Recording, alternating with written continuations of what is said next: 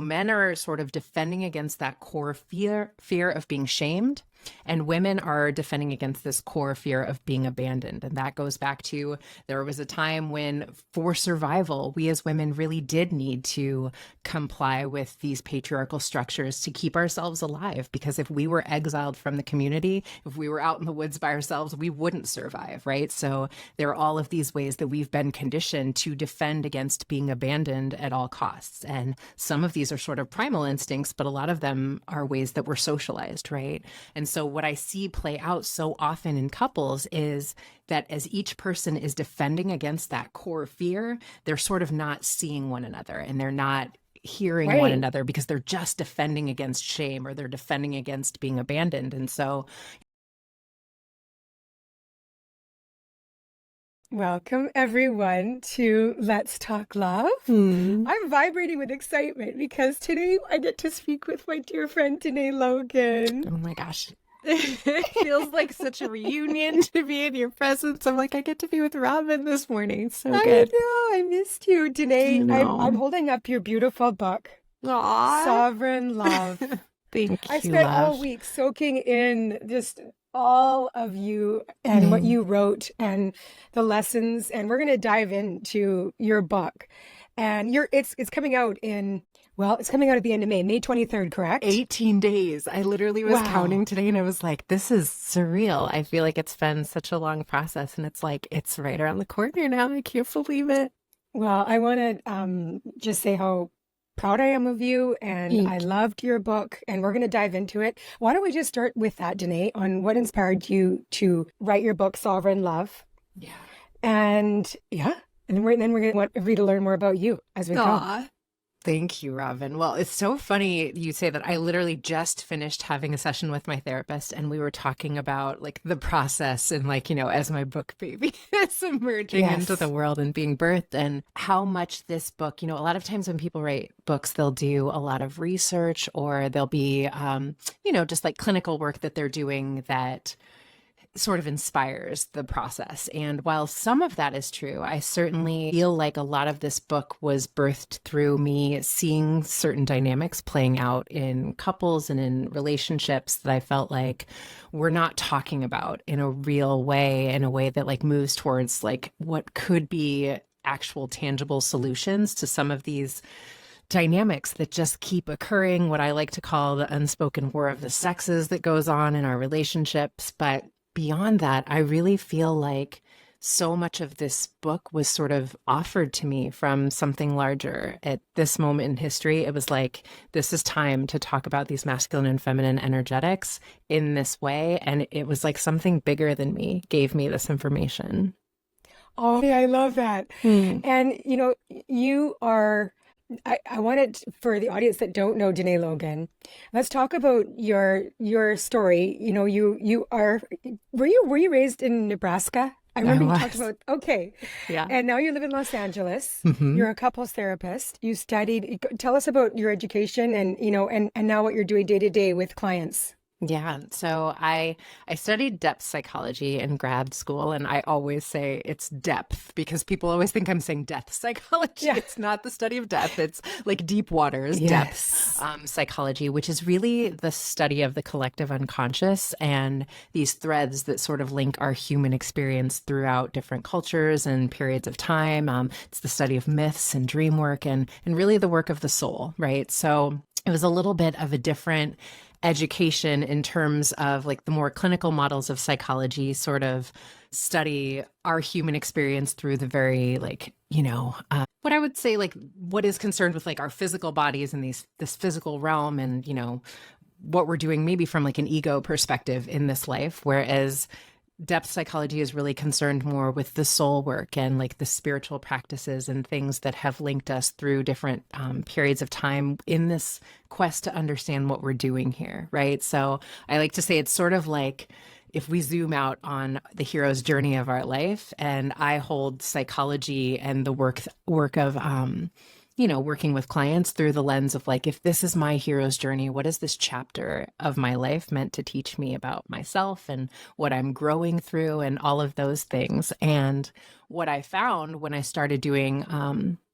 actual work with clients was that I had sort of an affinity for working with couples. And what most people don't know, but I have found to be true, is that people either really like working with couples as therapists, or like they won't. They don't like working with couples at all. They're Yeah. like, no, you can keep the couples. But I loved it. And I just felt like, for whatever reason, I was able to sort of translate what each person was saying in a way that they could hear one another differently. And it felt like there's something about this that just feels like really easy and in alignment with what I'm supposed to be doing for me. And what I noticed about the couples therapy modalities that I had learned from and that were sort of like the current stations around couples work was that none of them really took into consideration the work of the soul and what it means to be loving another person with the consciousness that we are souls having a temporary human experience. We are not just these bodies, right? And to me, that really started to impact the lens through which I was holding the work, the conversations I was having with clients. And then, as I talk about and get into in the book, I was doing this work for a while, really starting to thrive in my practice. And what I realized was that my 12-year marriage needed to change form, and that we needed to go from being in a partnership in the way that we were to changing and letting our relationship evolve. And, we have a child together. So we were both really committed to what could it look like to not be in a relationship, but not have this be the thing that is like devastating to our child, that he feels like, he spends his whole childhood being pulled in different directions, parents that are always at odds with each other, that type of thing that I think we're just really societally conditioned to believe, like when a marriage or a relationship ends, it's a failure and that you should feel devastation, right? For whatever reason, Robin, that didn't feel true for us. It felt like we were finally exhaling and letting go of something that we just both knew was evolving and changing. And we were meant to allow its current structure to sort of, I want to say die, actually, because in the form that it needed to die. And I think that's important to say, because there's so much about the way that we're conditioned that makes it really hard for us to grapple with death and with grief of any kind in our society. And so I think even death of relationships as we've known them, we really don't have any sort of contextualization for what that looks like and a framework for how we can do that in a way that honors what it's been, but allow it to dissolve. And so it was like, we're going to write our own rules. We're going to like hold love for one another as the North Star, and that can be the thing that we continuously come back to. And what I found was that it really gave me a different lens through which I was starting to hold couples work, because I was married for 12 years and it never occurred to me for most of my relationship that relationship would come to an end. But what I realized was there was so much about my relationship with my child's father that I was holding as if like he belonged to me, and that, I was entitled to certain things from him, and that there were ways that I didn't really take him in the, the awareness of him as a soul and what that meant and how I honored his soul's path, and vice versa. Like there was a way that like I could see that we were like clinging on to one another based on fear for a lot of our relationship. And that what I've now come to understand is there's a lot of ways that our relationships can really be a convenient place to hide out from doing the deeper layers of our inner work. And I certainly was doing that for many, many years in a marriage. And it just started to shift the way that I worked with couples and the questions I would ask and the ways I would challenge them to take a lot of responsibility for themselves and the way they were showing up. Yes.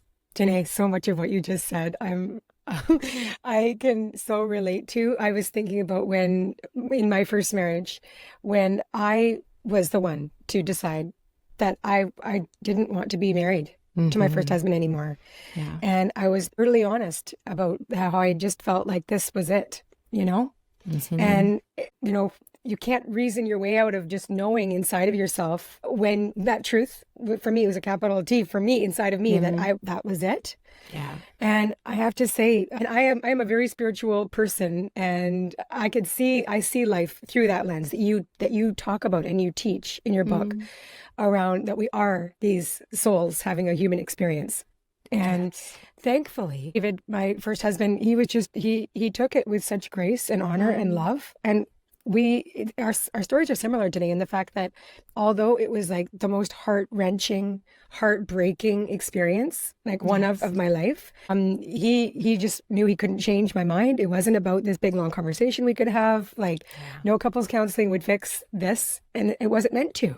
Yeah. So I love that you talk so much about that in the book and how you just said it, Danae. We're not understanding, or we're not practicing um understand or going through breakups, death, divorce Yes. from this bigger perspective, That's and taking right. the judgment out of it, right? Mhm. Because it's life. That's right. So your book is Sovereign Love, a Mm. guide to healing relationships by reclaiming the masculine and feminine within. So this is a different, and you said it's like now this is the time Mm. in psychology, in our understanding of relationships. I think we're now at a place in our awareness or consciousness where we can actually start looking at relationships differently. And that's what your book invites us to do. So tell us what sovereign love means.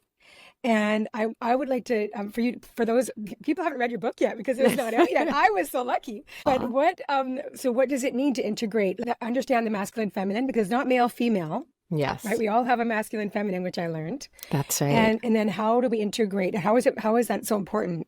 You talk about polarity and how important polarity is within ourselves and in our relationships. Yeah. You know, Robin, what ended up happening, and this is why I know for sure that we get things, and I know you understand this, but we get messages and things that are channeled from somewhere else about things that we are meant to understand. I don't know why or where I came into this, what has truly become a love affair with understanding these masculine and feminine energetics. In grad school, I studied Jungian psychology, and Jung talked about masculine and feminine energetics, as you just mentioned, as these energetics that are alive within all of us. But he sort of talked about them as the anima is sort of the feminine aspect of a man. The animus is the masculine aspect of a woman. We have since come to understand that it's not that simple. We're a lot more nuanced and complex in our energetics than that. But the truth that Jung was touching upon is that these energetics are alive within all of us, and they are the aspects of self.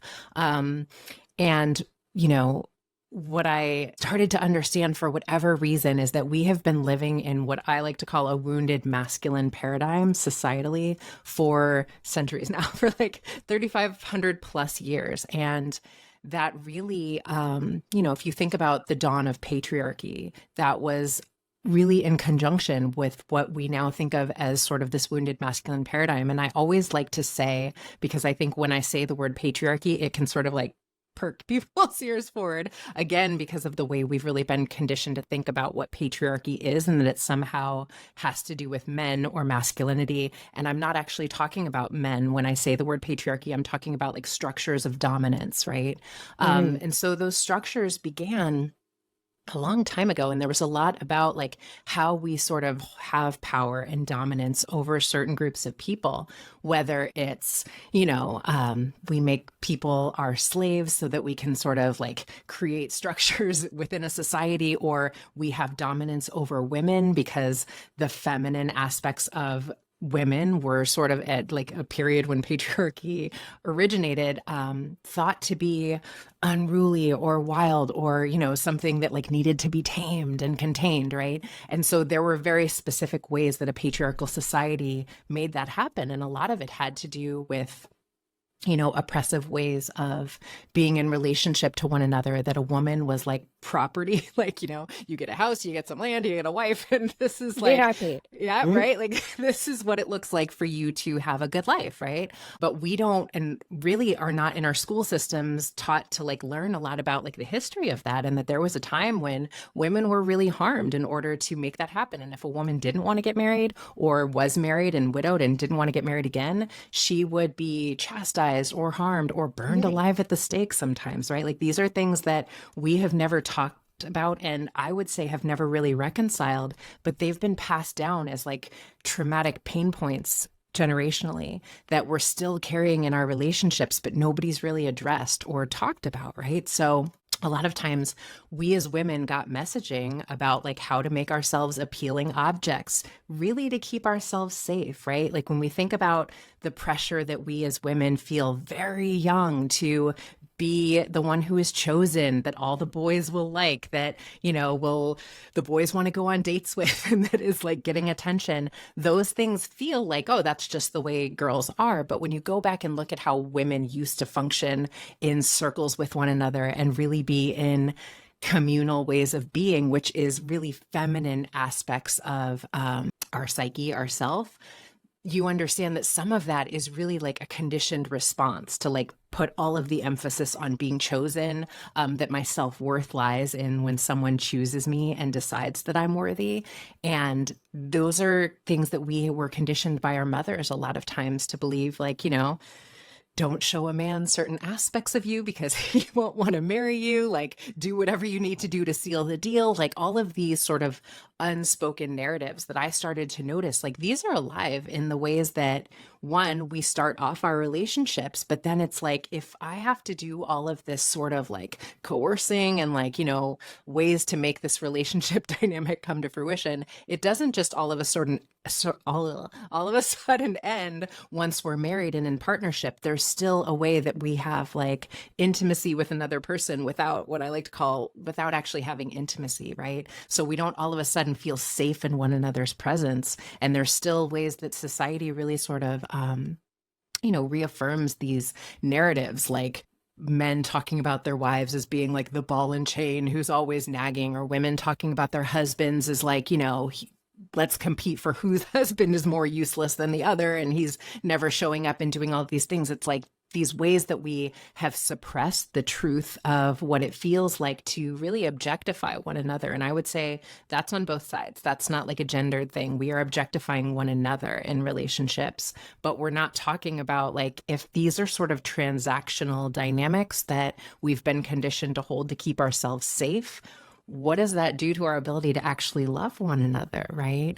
And so there's all these ways that as I started to really unpack and understand that the feminine within all of us and the feminine qualities, just to sort of like name them, are collaboration, trust, our ability to play and be in the imaginal space and the creative space, and really to trust in life and to believe that we are souls and that there's like a divine order of unfolding with all of this. When we completely disconnected from that aspect of ourselves, we've been out of balance as a society. We've been like, in this distorted way of being in masculine energy. And masculine energy, when it's healthy, is beautiful. Like the masculine within all of us is confidence, is decisiveness, it is action. It is like, these really beautiful qualities that hold space for us in this human body while we're in it. But we've sort of gotten out of balance for a very long time. And I believe we are living through the rise of the feminine energetic within all of us. And we are starting to reclaim these beautiful feminine aspects of ourselves, again, regardless of gender. And as we integrate both healthy masculine and healthy feminine energy, what I find is we're just able to be in relationship with one another a little bit more presently, a little bit more compassionately, because we're not sort of holding all of that resentment about the aspects of ourselves that we're suppressing. We're taking a lot of personal responsibility for doing what you said, like showing up in truth and like asking ourselves the tough questions about how we really want to live. But also, we're not looking for another person to complete us, because I believe on a soul level, we were meant to outgrow that sort of distorted way of thinking about relationships that we've been holding for a very long time now. Yes, we're not looking for someone to complete us. Mm-hmm. And in your work, you share so many stories of couples that you've worked with. I think the relationship dynamics are changing. People are wanting more out of their relationships. Yes. We are outgrowing this idea that till death do us part. And our roles, because women are the feminine is becoming more equal. Yes, in our absolutely. society, but that means that our relationships, of course, are changing. So, Yeah. and this is what you're helping people do, right, Danae, is can we go into the relationship trifecta that you're seeing couples? You are a couples therapist, you're seeing couples all day, every day. And you say there are three things, three Yeah. patterns that you see people playing over and over again. And the one refreshing thought that I underlined in the book was, you know what, you've seen it all, you've heard it all, pretty much. And one of the, I think, comforts that we can gain is like, Mm, your issues are like, yes, the details probably are different, but yeah. people are fighting over like similar things, right? You've heard Yes. it all. But I Absolutely. want to talk about those three patterns and see if we can identify those things in each of us in our relationship, the relationship we're in or have been in, Yeah. and how you're helping your clients work through that with the masculine, feminine, and the tools, right? Because this podcast is all about giving people the tools so that we I can love it. listen to this and then walk into our relationships and hopefully improve them for the better. You're so good. Yes, absolutely. So the relationship trifecta. The first one Okay. is, please Yeah. go through. Will you name them, Yes. or do you have them handy? Yes, I do. Like my brain, I'm like, well, yes. What are So those? the first one is the abandonment shame spiral. Oof, yes. So it's such a common like dynamic that I watch playing out over and over. So the core pain point or thing that we're defending against feeling based on gender. And so in this case, I'm about these heteronormatively, but we all have a core energetic, and it's not always like if you're a man, your core energetic may not be masculine. It might be like a more core feminine energetic and vice versa, right? But in this case, I'm going to speak about like a heteronormative couple who are like a core masculine and a core feminine. There's this thing that men are conditioned like way back to defend against feeling, which is shame. And that's sort of like being ostracized from the group for not being strong enough, from not being able to be a warrior, for not being man enough. I always say like masculinity is something that men constantly have to be in the space of proving, like that you're man enough, that you're not weak, that you're not, feminine, which is again, men are taught to hold their feminine with so much contempt, and they have to continuously for a lifetime be proving that that's not what they are, right? So men are sort of defending against that core fear of being shamed, and women are defending against this core fear of being abandoned. And that goes back to there was a time when, for survival, we as women really did need to comply with these patriarchal structures to keep ourselves alive. Because if we were exiled from the community, if we were out in the woods by ourselves, we wouldn't survive, right? So there are all of these ways that we've been conditioned to defend against being abandoned at all costs. And some of these are sort of primal instincts, but a lot of them are ways that we're socialized, right?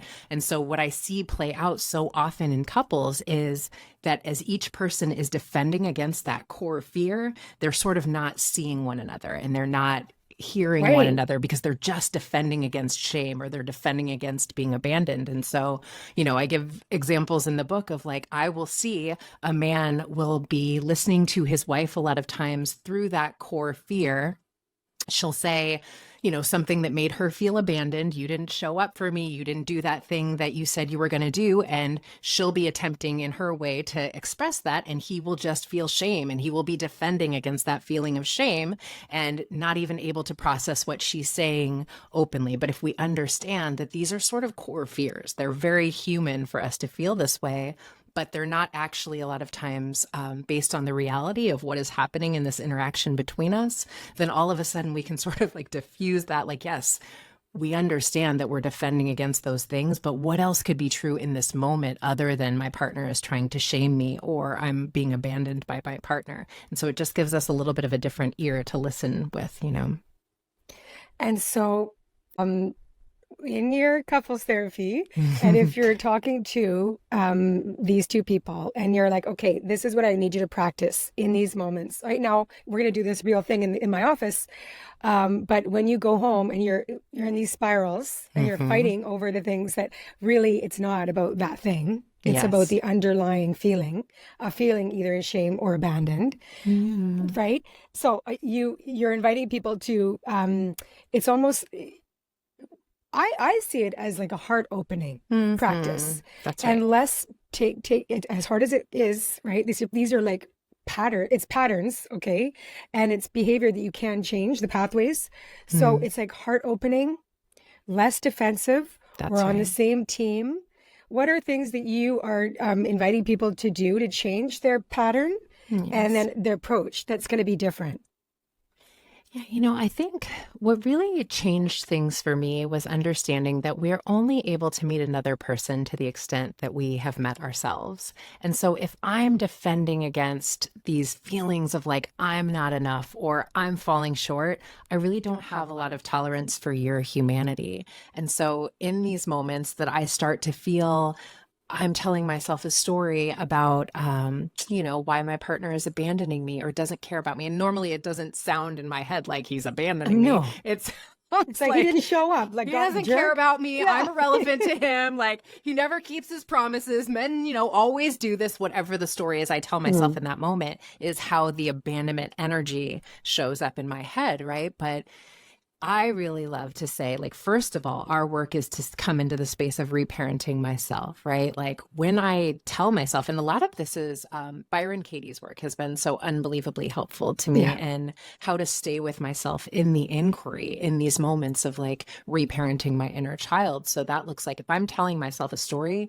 that my partner doesn't care about me, can I get in the inquiry first before I go to talk to him about it, right? And so that sounds like in Byron Katie's work, is it true that he doesn't care about me? Like, is it a fact, right? And in this moment, it might feel like yes. And it's like, okay, but how can I know for sure that my partner does not care about me? And it's like, well, I maybe don't know for sure that he doesn't care about me, but it really feels like it, right? And then the next one is like, where do I feel it in my body when I think he doesn't care about me? And it's like, oof, I start to like feel that in my throat. There's grief, like my palms get sweaty. I like come into like the embodiment, like of like actually feeling the somatics of what that feels like, right? And I start to do some of that like nervous system work of like really being in my body and like telling myself like, yeah, like I feel those sensations. Can I breathe through it and show myself I'm okay?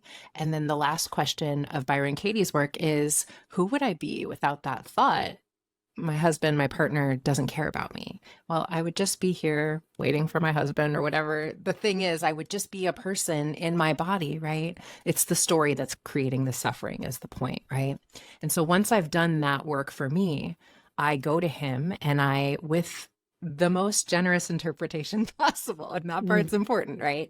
I offer a more generous interpretation and say, oof, babe, like when you didn't stop at the store after we talked about it, I started telling myself the story that you don't care about me, right? Now that within him elicits a very different response than when I say, you always do this. You never stop and do the thing that I asked you to do. Like he will go into shame. He will start defending himself. But if I take ownership of, I was telling myself a story about what that meant, then all of a sudden he's like, babe, no, that's, somebody called and I forgot to stop. And I'm so sorry I made you feel that way. That wasn't my intention, right? And it's just really meeting one another's inner children, I like to say, with so much more compassion for what we're each defending against feeling. But it's mindfulness work because I have to really take into account like, my partner is just as human as I am. And a lot of times we're trying to make our partner like this omnipresent parental figure who has all of the answers and loves me in the way that like my parent couldn't. And they have the same fears and insecurities that we have. And so of course they're not going to be able to show up for us that way. But if we really attempt to just like meet them with such open-hearted compassion, yes, we get a very different response. But we've got to tend to ourselves first to be able to like stay in our bodies enough to do that, So much of your book is about really bringing people back into self. And you're, it's exactly what you're saying, like learning how to reparent ourselves.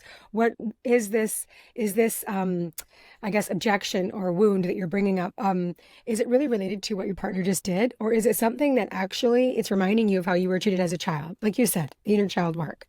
Yes. So yeah, it is, I think we're so used to in relationship, especially with an intimate partner, to look outside of ourselves. And what you keep inviting us to do with sovereign love is to go inwards. So yeah. I love it. So the second is the second of the relationship conflict trifecta is invisible labor and resentment. Oof. Yes. This one's alive. This one is. In the collective, I feel like I hear this conversation so often. And I really attempt to support couples in having this conversation in a different way. And for anyone who doesn't know what Robin means when she talks about invisible labor, there's a way that, especially like the way that I hear it being spoken about in the zeitgeist, the cultural zeitgeist, is a little bit that like women, you know, as much as we are sort of like carrying as much of the financial labor now, and like most households have both people working within the household, women are sort of continuing to carry an additional amount of labor. So I come home from work and then I start the second shift. And there was a book and a documentary on this called Fair Play, where it was like women start their second shift and now they're responsible for cooking the meals, doing all of the, you know, after school activities, making sure that like the play dates are set, all the things. I don't need to tell anyone what all those things are. We're all aware, right?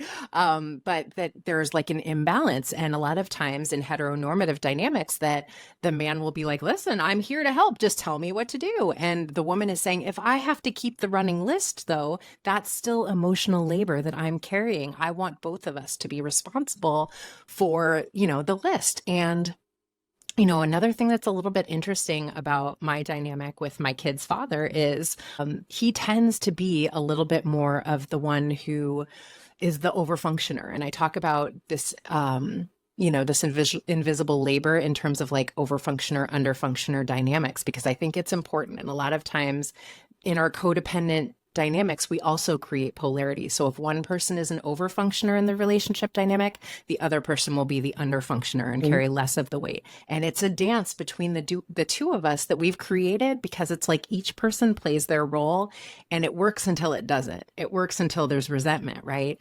But in my relationship with my kid's father, for a lot of it, like he was sort of the overfunctioner. He was sort of the one. Don't know what happened. I'm sorry. I'm like, I have no idea what just happened. But my kid's father was the one who carried more of the emotional labor. He was sort of like the one that kept the checklists in his head. And I was the underfunctioner. And what I realized was there were ways that being in that dynamic really was stunting my growth. It was really keeping me from being all of the things that I had the potential to be. And so when we separated, all of a sudden, I had to have a different level of responsibility for all the things, because half of the time, like our kid was like 100% my responsibility. And so what I really attempt to support couples in is, how do we divide and conquer a little bit more? Like, first of all, I think we are overfunctioning as a society, like, period. I think we're all doing way too much.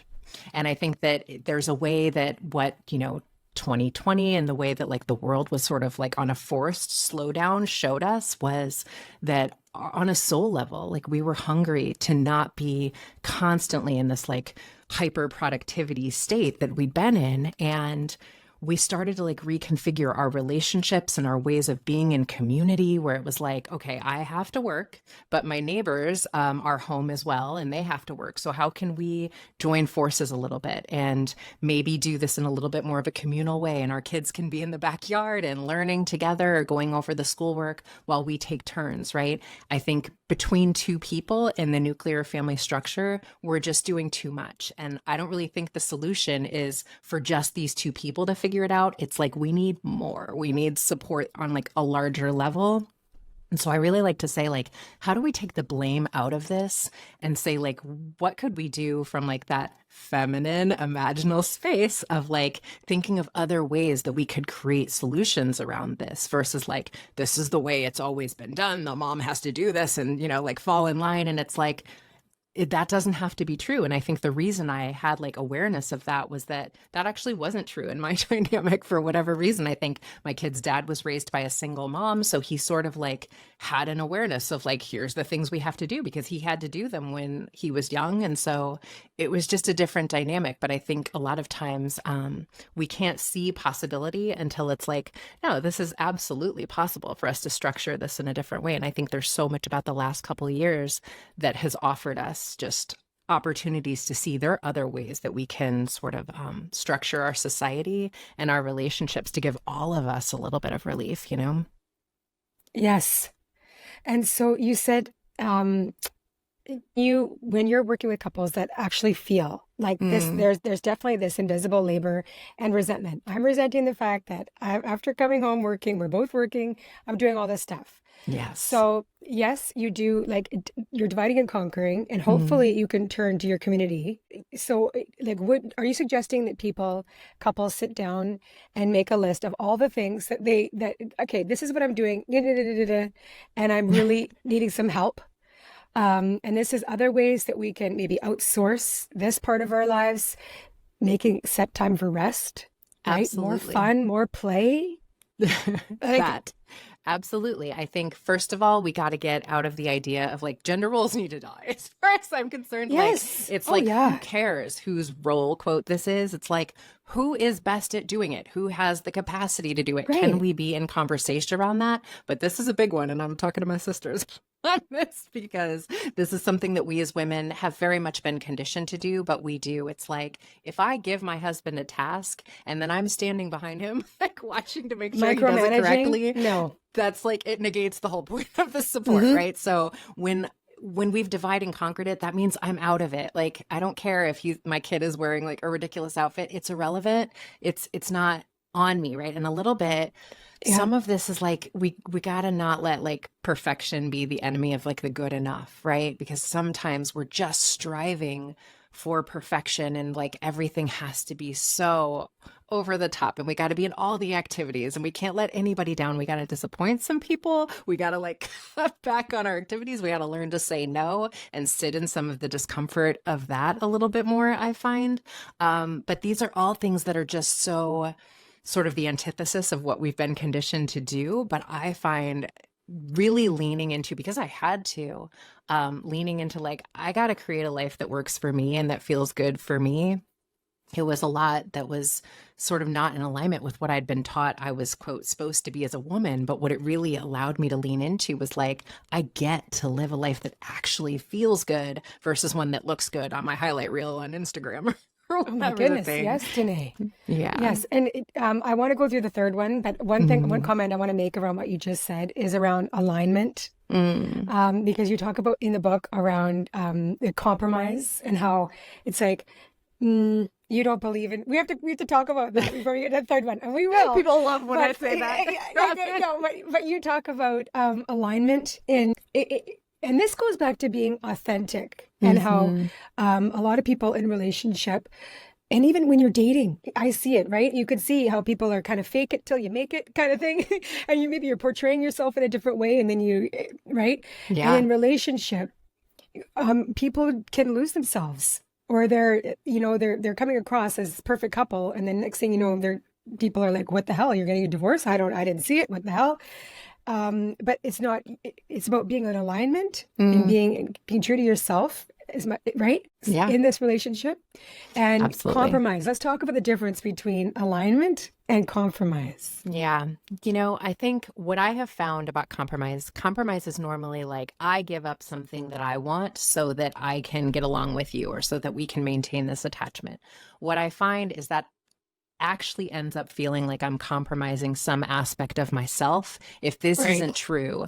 And over time, that just starts to feel like resentment. And so, what that could look like is, you know, it makes me feel uncomfortable that my boyfriend, my partner has friends of the opposite sex that he's been friends with for a long time. So I would like him not to see them anymore. Right. And he'll say, well, to be in this relationship, I'm going to go ahead and compromise. Right. But if those are relationships that have mattered to me, that, I've so much of who I am and like what feels like a solid sense of self is sort of intertwined with those relationships.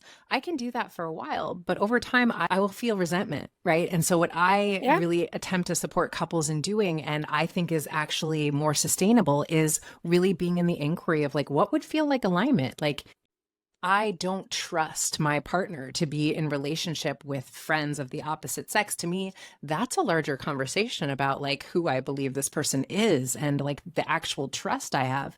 And I feel like a lot of times, to avoid discomfort and to not really challenge ourselves to like take ownership of like, do you really trust your partner? Like sometimes I will ask a woman in a scenario like this, well, do you trust him? And it's like the bigger truth is no. And if you don't trust him, why are you in a relationship with him? Right. Real talk, right? Yeah. But I think we're really raised with what I like to call an ownership template of partnership. And again, that goes way back to like these origin points of patriarchy that like once you're in a relationship with someone, they belong to you. I don't think that's true. And I don't think in the world that we are creating that that is going to be sustainable anymore. And so it becomes, how do we find alignment with something that feels true and authentic to both of us based on like the highest versions of ourselves? And of course, we're not always going to be our highest versions, but that can be what we're striving towards. And if I trust in life, if I trust in the unfolding, then I don't need to control another person. And so I think so much of the time, what we're calling compromise is just us It's attempting to control. control another person if we're really real Right. So about that it, we you can know? feel better about ourselves That's and right. feel more secure and safe in this relationship. That's right. Right. Yeah. So it is so much about you say this in the book about just we're trying to release this hold on codependency. So many of us have been in codependent relationships with family Absolutely. members, siblings. I mean, not just intimate partners. Yeah. This is a dynamic that's in relationships. It's not just an intimate partnership. So, Yeah. And I think we've been taught that that's what love is codependency, you know, and I think we're outgrowing that as a way that we hold what it is to be in relationship with anyone, as you're speaking to. right. Okay, so the third relationship conflict trifecta, which, and I think some people are going to definitely resonate with this one, parenting your partner Oof. and Yeah. power dynamics. Yeah, it's, you know, I think, and this is a little bit where I don't want to say butt heads, but I have like a little bit of a different perspective on a lot of the relationship orientations that really suggest that our work is to be that, you know, reparenting source for our parent, or excuse me, for our partner. What I've come to understand about relationships, and this is another one of those places where these polarities play out, is we need two things in all of our relationship dynamics. We need a healthy form of attachment, a sense of security, something that we're tethered to, something we're rooted. That's our masculine energy, right? But we also need Eros, aliveness, life force, sensuality. That's our feminine energy. But in a wounded masculine paradigm, we have put a tremendous amount of emphasis on the attachment, on the structure, on making sure we stay in this relationship dynamic at all costs, not a ton of emphasis on how do we continue to cultivate Eros and life force and sensuality and all of these beautiful feminine aspects of our relationships, right? And a really quick way to deaden that is to believe that my partner is again like this fused entity, or that my partner is meant to be parenting me, because I don't know about you, but in a very healthy way, I do not feel attracted to my parent and vice versa. They do not feel attracted to a child. And so when we get in these dynamics of feeling like I am meant to be sort of like guiding my partner as though they were a child, or that they are inept and like not trustworthy, what that does is it really kills the Eros. It sort of kills my ability to see my partner as the erotic other. And that again is just not a sustainable thing over time. It's why so often I think the most common thing that people come to couples therapy for, Robin, is there's been some sort of rupture based on infidelity. And it's like, well, we can't think that we can completely squash the Eros, the life force in a relationship, and that at some point that won't come to the surface. But a patriarchal structure of partnerships have really taught us to reject the feminine. The feminine is the sensuality. The feminine is the aspects of ourselves that, you know, when I say sensuality, I mean all of the life, all of the breath, all of the color, all of those beautiful aspects of what it means to be alive. Like But the softness and the creativity yes, and exactly. yes. Yeah, but we've sort of said like all that matters is you're safe, and you're safe if you just stay in this container, and you know, just as long as you're certain this person isn't going anywhere, that's all you should need. And it's just not true. And I think that there's a way that we're starting to understand. You see this like huge rise in all of these people looking at, you know, challenging mononormativity and really like open relationships and polyamory, or a conversation that everybody's having right now. And I believe that's the rise of the feminine. And I don't think it means that in any way, shape, or form, we can't desire a monogamous relationship if that's what feels true for you. I think there's beautiful things monogamous partnership. I personally, I'm like, several partners kind of sounds exhausting to me, but you guys I'm do like, you. I need simplicity in my life. That's complication. I'm like, yeah, that sounds like a lot of work, but you guys knock yourself out. But, at the same time, I think the reason we're challenging all of these ideas and structures right now is because we are living through the rise of the feminine energetic, and that we're saying, no, no, no, no, like, we need life force. We need to be alive while we're here in these bodies. We didn't come here to just stay safe. I talk about in the book that, like, ships are safe in a harbor, but that's not what a ship was That's built not where for. they're meant. No. Right? Like, we are meant to, like, be alive and experience all of the pain and the aliveness and the eros and the challenges and everything that we came into these bodies to feel. And I think we're just, like, coming into remembrance of that collectively. And so when you have this dynamic showing up with couples, Yeah. it's the parent, you feel like, and I imagine there's a lot of the invisible labor that goes along with this too, like Yeah. behaviors that you feel like, what the hell? I already have 3 children, and I'm taking care of you too. Like, you're not my child, but you sure as heck, like, maybe I'm doing it, right? Yeah. But you're and then you feel like I'm not attracted to that at all, because I feel like I am taking care of another child. That's right. So Yeah. how do we switch that dynamic? Yeah, I think, a big part of it is that we got to lean into trust. And when we don't trust, a lot of times it's less that I don't trust my partner as much as it's I don't trust in life. I don't trust that things will be okay, no matter the outcome, that I will be safe, that I will be held, that things will work Wow. out, right?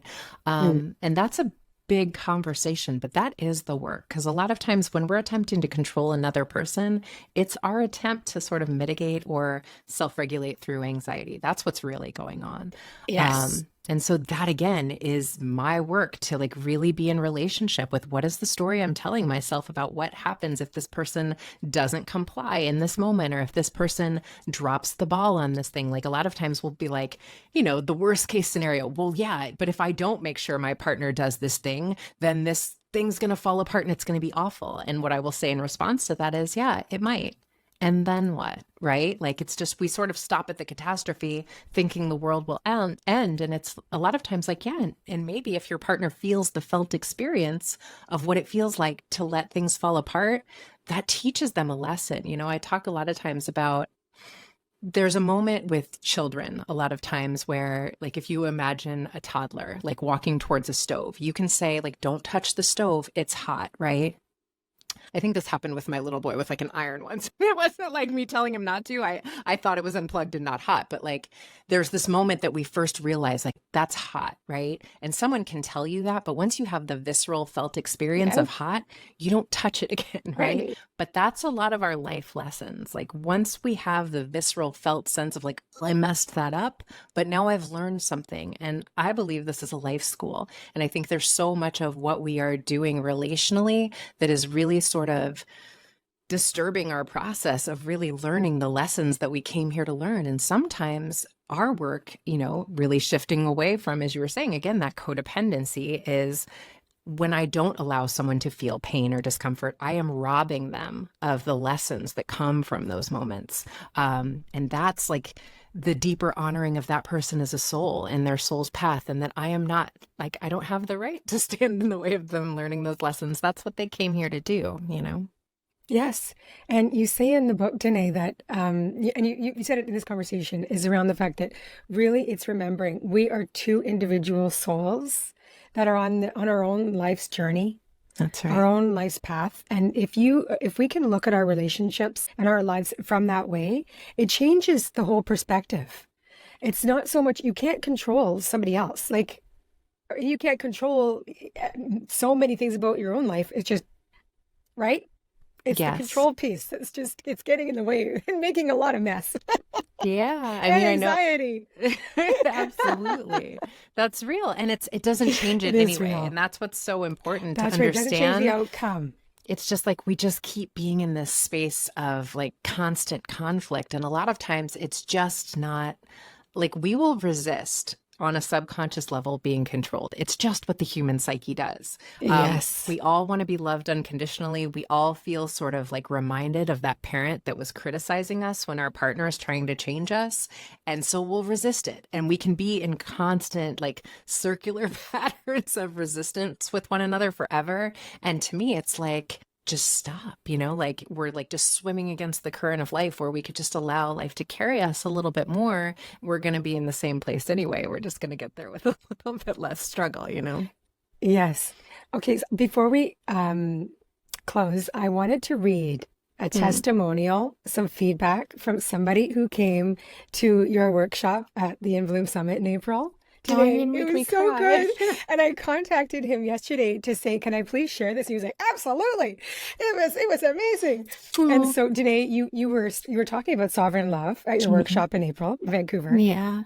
And so this gentleman, it was so kind of him to write. Anyways, what he says, I was going to say something at the end of Dené Logan's session, but time was short. I never knew as a man that I would be standing here saying I show examples of negative feminine energy. He says, if I have never asked a direct report or a team member for consent, because we talked about consent during your workshop, to proceed with XYZ, how could I understand their understanding and their commitment level? He says, my marriage is amazing after that weekend. I think 90% of this is the level of openness with my partner and I, and 10% is effort. So isn't that a great takeaway? Oh my gosh. And he says, my work has been a game changer. I approach every day starting with love. For a traditional male, this was and still is a challenge to sell the concept to others. However, I've learned by visible actions with minimal effort, others are taking note. By showing authentic love, I'm being vulnerable. It's contagious and paying dividends faster than any business strategy I've tried in my career. Oh my God, my heart. Wow. Oh, Robin. And so like he's taking all of that in. And that was so much of the feedback that we received from your session is, you can take the awareness, we can read books, we can listen, but then it's taking it into your life and practicing. And the fact that he's being more open in relationships, being more vulnerable in like life and his work, I just think that's so awesome.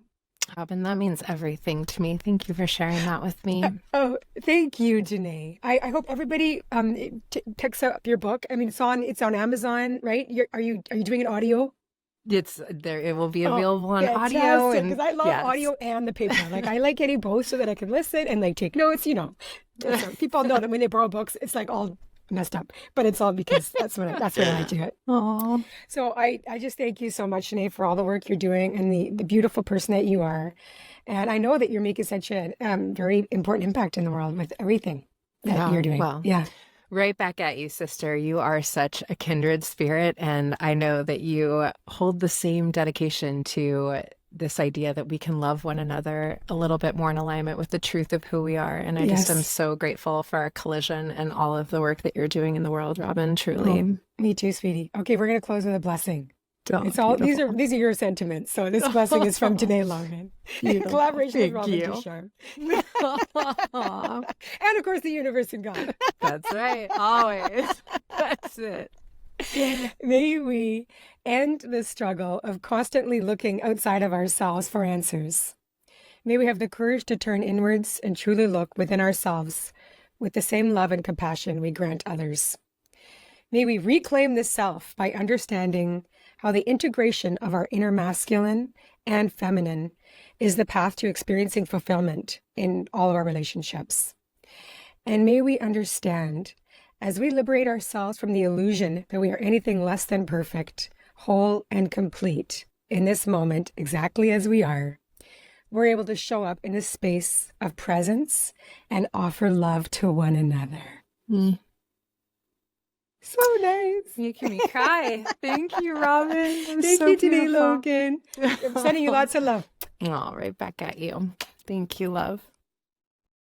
Thank you so much for listening. Visit realloveready.com to continue learning with us. Please rate and review this podcast. Your feedback helps us get you the tools and guidance you need to form more loving relationships and create positive change in your life. We at Real Love Ready acknowledge and express gratitude for the Coast Salish people, the stewards of the land on which we work and play, and encourage you to take a moment to acknowledge and express gratitude for those that have stewarded and continue to steward the land that you live on as well. Many blessings and much love.